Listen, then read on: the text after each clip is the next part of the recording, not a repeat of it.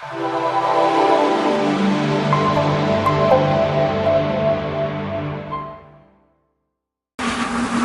everybody, Josh Hodges here, Stubsky Fitness, Athletic Performance, here to talk about my favorite lift, the back squat, and to address 3 issues that your athletes are coming in here with because of improper instruction from their coaches or trainers and how to fix them. Issue number 1, looking up when squatting. I have no idea why trainers and coaches are telling athletes to do this. This is horrible for your spine. You're hyperextending the top of your neck. Yes, that is connected to your spine. Here's how to fix it. Find a spot on the wall, just below your eye line. Zone in on that, crush your lift. Simple as that. Stop hurting yourself. As you can see here, the athlete's starting right off the bat, looking up, hyperextending the spine. They're looking up at what some coaches put as an X on the wall. From here, they're going to start to descend into their squat. They continue that pattern with their hyperextended position. As they drive up, they assume that the more they look up, the more they're able to drive through that weight, when in reality, your legs are doing a bulk of the work.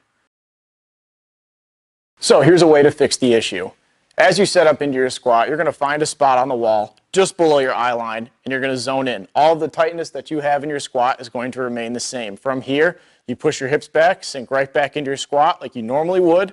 As you drive up, you focus in on that spot. You exert all that force on the way up, problem solved. Issue number 2, squat depth, and this is a big one. I can't tell you how many athletes have come in here bragging about their 3-plate squat. It's not 3 plates, I hate to break it to you. Most people aren't hitting parallel.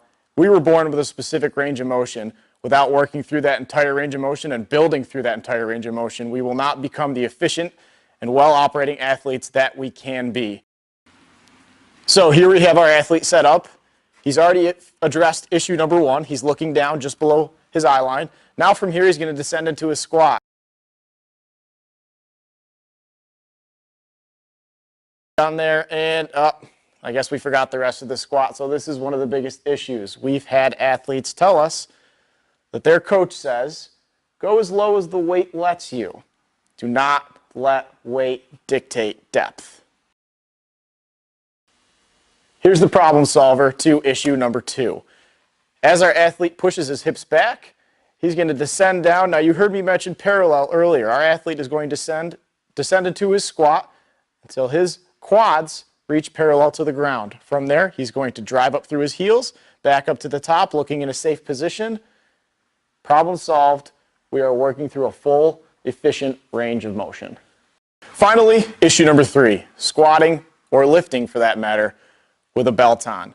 Young athletes should not be using a belt for no reason. They need to build a strong core to stabilize them and support them through all the movements that they're doing in whatever particular sport that they play.